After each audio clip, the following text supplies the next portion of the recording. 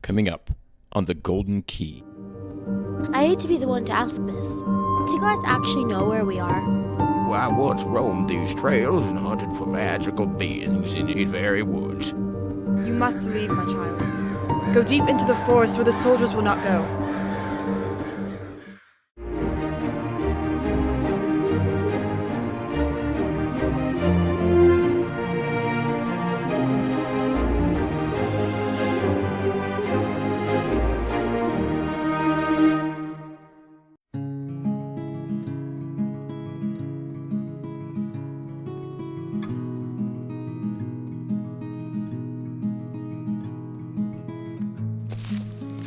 Guys, I'm tired. Can we rest a while? And isn't it almost time for Mom and Dad to come pick us up? Yeah, let's rest here. Veronica, can I have the water bottle? Sure, here, Peter. So, I hate to be the one to ask this, but do you guys actually know where we are? Sure. Yeah, we're in Collins Woods. You know that. Yeah, I do know that. But where in Collins Woods? And more importantly, how do we get back? Okay, I admit, I kind of lost track too. There's so many trails. Well, look, let me get a stick. I'll draw you a map in the dirt. Okay, so Mom and Dad dropped us off at the bird sanctuary park, right? Yeah, okay. And we started walking to the east from the edge of the sanctuary. And then we hopped the fence and got into Collins Woods. Right, and we know where we hopped it. I mean, we've done it before many times. Exactly, and the Collins are friends of Mom and Dad, so they don't mind. So, no problem. Yeah, but the problem is we've never wandered this far in Collins Woods. And I don't think you guys actually know where we are. Well, here's the creek we crossed. We turned to the right just a little ways after that. Then we turned left at the fork in the trail. Wait, we turned right at the fork, remember? No, Veronica, it was left. There was that big mossy rock, you know. I know, Peter, that's where we turned right. And then we turned left and right and left and right. We just kind of wandered. Okay, I admit, I had no idea Collins Woods was so big. It's really pretty, though. I mean, it's so lush and green, and listen to the birds singing. Yeah, I love the way it feels like a whole other world, you know? Veronica, can I have the bottle? Thanks. So, we're still lost though, right? Yeah, I guess we are. I mean, you know, if we walk far enough, we'll definitely hit a road. It's not like we could get that far.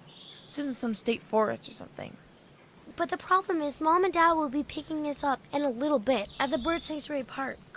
Claire's right, Peter. We do need to figure out something. Yeah, I know.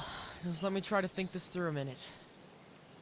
You know what I love about this woods? Well, a lot of woods, really. They sometimes just seem so mystical. I mean, magical almost, you know? Yeah, I mean, when I was a little kid, we'd take walks in the woods or near them, and I'd almost feel like, well, it's silly. I mean, like something magical could exist in them. Yeah, like I used to imagine that. Like a dragon could come out of the woods. Or maybe they're really dwarves or fairies or something. If you just went deep enough into there. But what makes you so sure they aren't, young lady? Woo! Oh man, that scared me, Dr. Collins. It is Dr. Collins. So it is. If I'm not mistaken, you all are the McKinney children, yes? Yeah, that's right. But what are you doing out here, this deep in the woods? Well, it is called Collins Woods, isn't it? As you yourselves have been saying. Sorry, I couldn't help overhearing.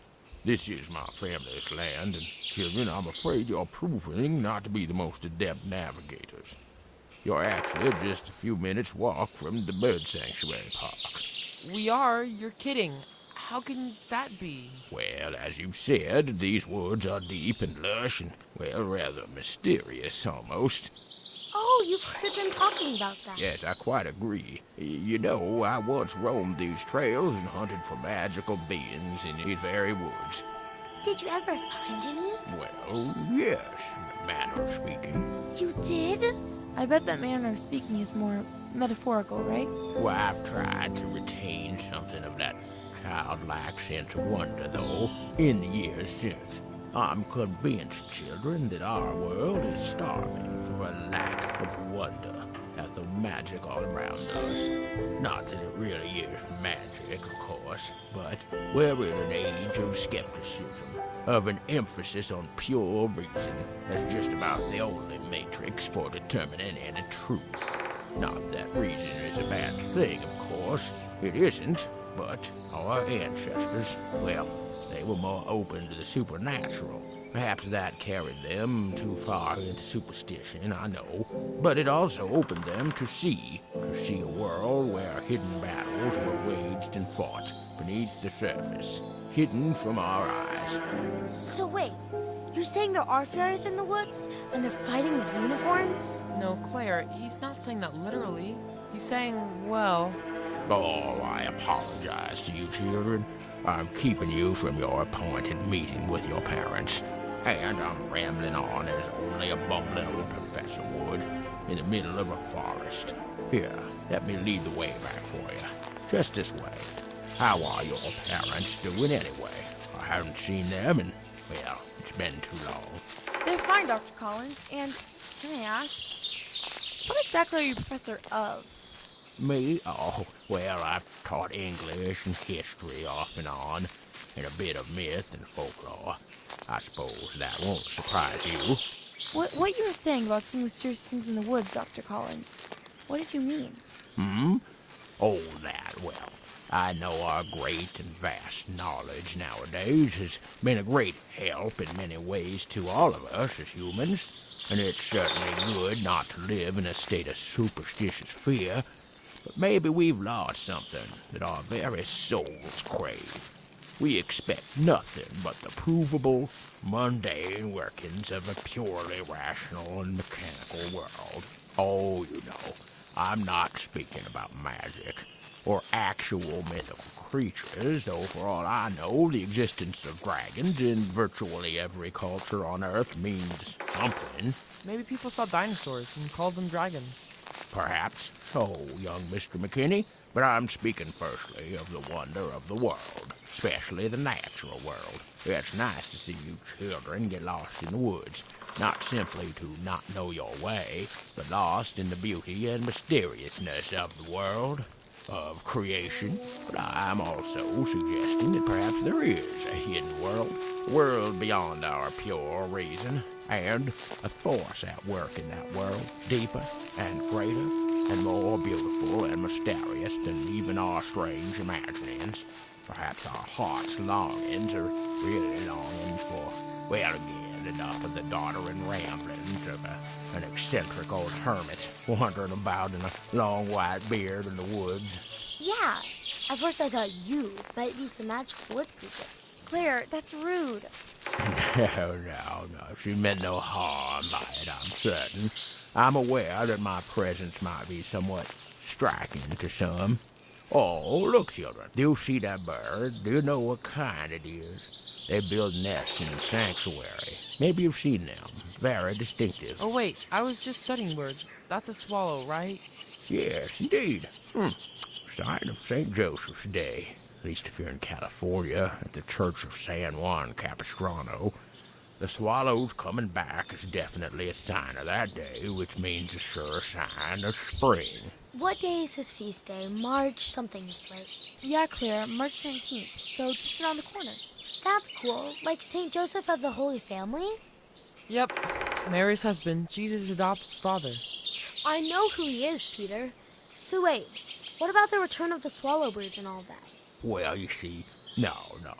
Look where we are. Just down the trail will be the bird sanctuary park, and your parents will be picking you up, yes? Yeah, well, they may be there now. Oh, I wish I could say hello, but as I look at the time myself, I'm afraid I really do need to be getting back to my house on the other side of the woods. I have a bit of a walk ahead of me, you know. Listen, children, in honor of the day, tell your parents that I suggested they read one of the stories from the Brothers Grimm, a variation on St. Joseph in the Forest. They'll know the one I mean. Goodbye, children. Yeah, thanks. Goodbye. There you kids are. We were driving around looking for you. Who's that talking to you? Oh, that was Dr. Collins. He kind of got lost in the woods. Oh, Dr. Collins. I haven't seen him in a while. How is he anyway? He's fine. He said to tell you and Mom hi. Yeah, he's such an interesting guy. A lot of wisdom there. Yeah, it seemed like it. Hey kids, we brought some iced tea if you want some. Oh, cool, yeah. Oh, look. Those are swallow nests Dr. Collins was talking about them, along that old wall. Dr. Collins was talking about swallows? Yeah, well, he was talking about the swallows of, what was it? Some town in California? And St. Joseph's Day, you know? Oh, yeah, right. The return of the swallows at the start of spring. San Juan Capistrano is the most famous mission in California. The California missions are a whole story of their own that often get too overlooked when we talk about the early settlers of America. It's true that the British and French settled in North America along the East Coast, but Spanish priests established missions very early on the West Coast, especially in California. So for hundreds of years, people in the village of Capistrano have celebrated the return of the cliff swallows in March from their winter home in Argentina. Between March and October, they build their nests in the eaves of the mission buildings. They start to migrate back to Argentina in October. But in March, the villagers of San Juan Capistrano begin to make preparations for the fiesta. And visitors from all over the world, all different sorts, gather by the thousands to see the miracle of the return of the swallows. They say, at dawn on St. Joseph's Day, the swallows begin to return and rebuild their little mud nests at the ruins of the great stone church of San Juan Capistrano. Wait, the ruins? What happened to the church? Well, back in 1812, there was a great earthquake, and the roof of the great stone church collapsed. The arches there were left bare and open to the air. It was the biggest and most beautiful of the mission churches. They say the birds begin to fly away again on October 23rd, the Feast of San Juan. They circle the mission in farewell before flying away. There's even a famous children's book by Leo Politi called The Song of the Swallows, about a little boy and his grandfather who go wait for the swallows to return on St. Joseph's Day. It's a beautifully illustrated book and won the Caldecott Medal, the highest award given to a children's book, in 1950. So as you can see, the Feast of St. Joseph is a big deal, at least there. And in church. He was a pretty important guy after all. Well, yeah. Jesus' adopted dad. So, do the swallows know it's St. Joseph's Day? Well, I mean, it's hard to say. Stranger things have happened, and St. Francis used to preach to the birds and call them his sisters. But they're not all girls. You're missing the point, Claire. Just saying. Really, there are no stories about him in the Bible after Jesus was born. We know he cared for Jesus and Mary during Jesus' childhood and taught his adopted son to be a carpenter, as he himself was. He was dead, as far as we can tell, by the time Jesus was an adult and began his ministry. Tradition has it that Joseph was an older man, a widower whose wife had died when he married Mary, and that he may have even had children from his previous marriage. We don't know that for sure, but it would make more sense, too, of him being dead before Jesus reached age 30. When you said stranger things have happened, it reminded me. Dr. Collins said to have you guys tell us a St. Joseph story. About the forest? Oh, yeah. I'm sure he's talking about the story of St. Joseph in the forest. With the little girl? Wait, I think I've heard this one before. Well, I don't remember it. You'll have to tell it. Okay, but let's start walking back towards the car. So you guys said there aren't many stories of St. Joseph in the Bible. Right, Claire, not in the Bible. It's an old story written down by the brothers Grimm. Man, that sounds kind of serious and grim. Funny, Peter. That's just their name. Who were the brothers Grimm? Well, they were two brothers. We kind of figured that. They were these two brothers in Germany who decided to write down the old fairy tales and stories people had passed down from one generation to another in Europe. So old, no one really knows when or where they actually started. Like Snow White and Rumpelstiltskin. A bunch of them. Everyone knows those. So, there's one about St. Joseph? Sort of, Claire, but as Veronica said, it's a lot about a little girl. Tell it, Dad. Right, well, let me see if I can remember it. So once, long ago, a young girl lived with her aging and infirm, that is sick, mother in a tiny village far out in the countryside. The little girl's father had died in a war years earlier, and the two lived poor, but very close in a small cottage near the edge of a great forest. Come, my daughter, and sit by my side. Yes, Mother? What is it? Child, the sky rumbles with the sounds of war off in the distance. I've heard of it, Mother. The men talk of it on the street corners as I walk by. The war comes closer each day, child, and soon it will reach our happy village. But what can we do, Mother? I am too ill to travel, my dear, but you must be brave for me. You must leave, my child. Go deep into the forest where the soldiers will not go, and stay there. The war will be here perhaps by tomorrow. It should soon pass, but you must be gone when it arrives. But Mother, no, I can never leave you. But you must, and I insist. Listen, I have wrapped it a bit of pancake in this cloth, child. It is all I have to give you. You must keep going, and you know that your guardian angel will go with you. But Mother... Child, I've asked the good Saint Joseph to pray for you, for us. He is the foster father, our Lord, and a protector of families, of children. You will not be alone. Now go, and God go with you. And so the little girl reluctantly set out into the forest.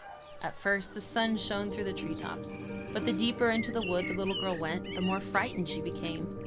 Strange noises surrounded her, thorns ripped at her dress, and the trees seemed to obscure the sunlight.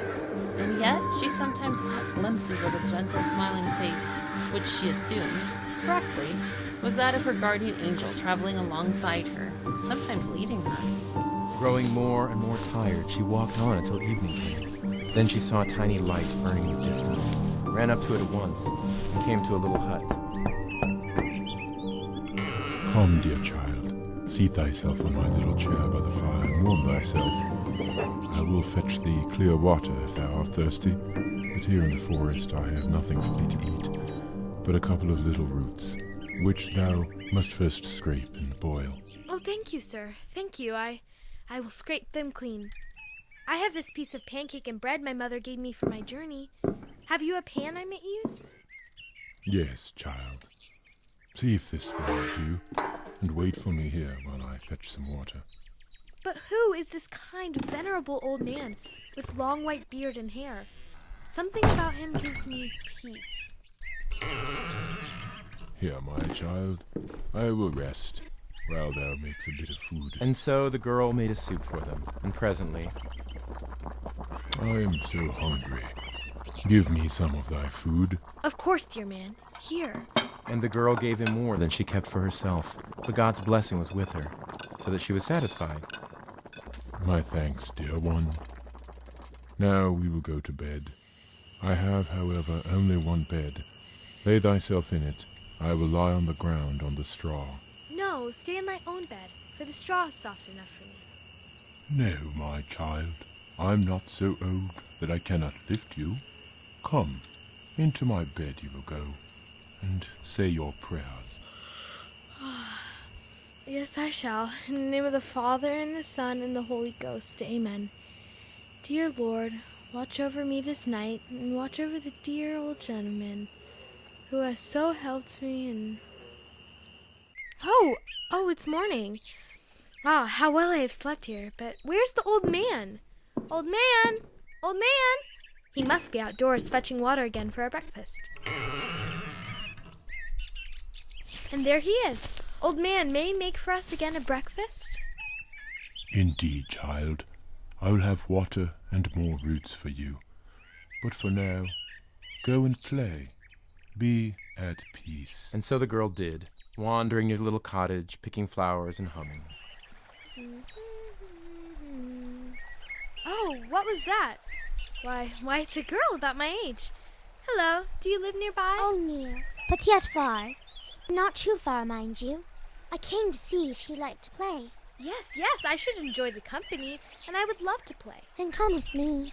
I will show you the most beautiful flowers and the best streams for throwing pebbles. And so the two girls spent the day in play until the old man called to the first little girl and asked her to come assist him with making their supper.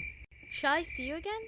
Ah, yes, you will see me again this morning. I bid you good night. Good night. What a dear friend she is, and I have this strange feeling that I know her, as if I've seen her somewhere before. I'm coming, old man! But please, sir, what may I call you? Me? You may call me Joseph. Joseph. Yes, Mr. Joseph. I'll begin to scrape those roots now. And again, as before, the little girl made their meal, putting a bit of her pancake and cake into the broth. And they ate well, the little girl lying down to sleep once more, after offering to sleep on the floor, on the old man's bed. And again the next day, as the day before, the little girl's new friend arrived in the morning, and the two spent a sun-filled day amidst the beautiful nearby streams and amongst the fragrant wildflowers. The little girl, in fact, picked a beautiful wildflower to give to the old man, as that wonderful day, which it seemed to stretch on peaceful and warm, began to fade and the shadows to lengthen. And at length the old man called the girl into the cottage, and she made their simple meal for them, giving the old man the flower. And So it was for 3 days the little girl stayed in the tiny cottage in the forest, and then the old man turned to the little girl. My child, the time has come. The time, Mr. Joseph? The time for what? The time has come for you to leave me and to return to your home. To my home. Yes, my home. It seems like such a long time, though I know it has been but 3 days. It's been such a lovely, beautiful time. Oh dear Mr. Joseph, I feel a bit of my heart breaking to part with you. I don't know why I should feel thus. Will I ever see you again, do you think? My child, you shall see me again. I make you that promise. Tell me, Mr. Joseph, is there a reason I should know you? I feel as if there is something familiar about you. Dear one, you may know me, and others who know me. I am Saint Joseph, who cared for your Lord and mine, lo, those many years ago, during his brief time on earth. And my child, you shall see me again, but the next time you do so, it will be in heaven, which is all the more peaceful and beautiful than this forest land all about you. But good Saint Joseph. Child, I thank you for this beautiful flower, and know you will one day, before you know it, see it again, when next we meet. And now it is time. Your friend will help you find your way, for there is an easier path than you have trod to find your way here. Now go. She waits outside the door for you, and may God's blessing go with you. Thank you, dear Saint Joseph, and bless you as well. And indeed, outside the cottage door awaited the little girl who had befriended the child, and together they traveled, but the journey hardly seemed to take any time at all. And this time the grass was soft and warm, and no thorns pricked her feet.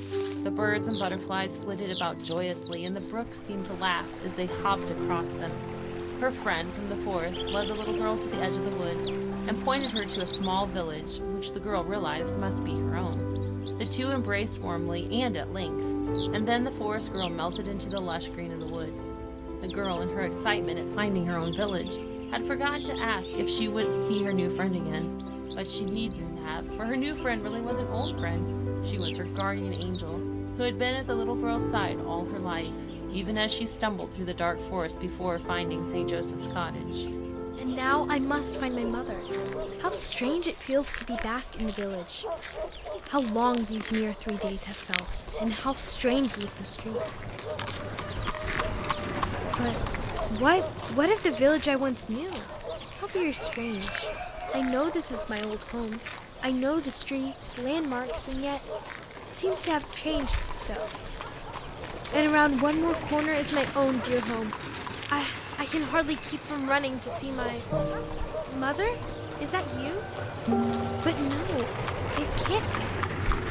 How very old she is, sitting outside our little house. Mother, do you know me? But can it be? My dear, dear child?